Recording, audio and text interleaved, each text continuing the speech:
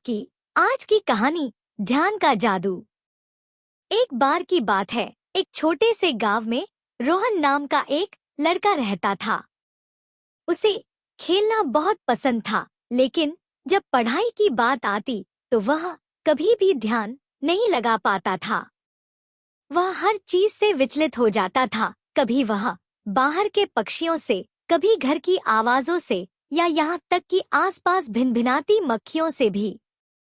एक दिन उसकी टीचर मिसेस शर्मा ने उसकी परेशानी को देखा। उन्होंने क्लास के बाद उसे बुलाया और कहा, रोहन, मुझे पता है कि तुम्हें ध्यान लगाना मुश्किल लगता है, लेकिन मैं तुम्हें एक राज की बात बताती हूँ। ध्यान जादू जैसा होता है। अगर तुम पूरे ध्यान से एक चीज पर ध्यान दोगे तो तुम कुछ भी हासिल कर सकते हो।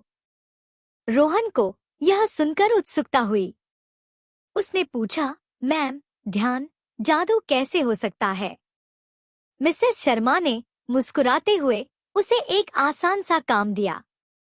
उन्होंने उसे एक आवर्धक कांच मतलब मैग्नीफाइंग ग्लास दी और कहा, बाहर जाओ और इसका उपयोग करके कागज के एक टुकड़े पर सूरज के प्रकाश को केंद्रित करने के लिए अपना ध्यान केंद्रित करो।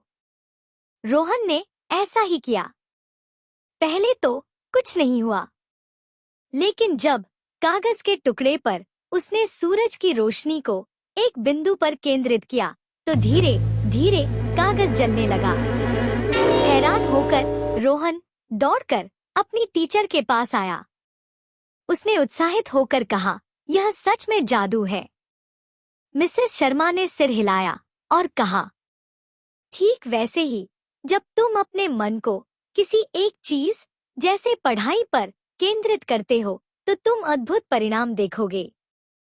उस दिन से रोहन ने रोज थोड़ा समय देकर पढ़ाई में ध्यान केंद्रित करने की प्रैक्टिस की।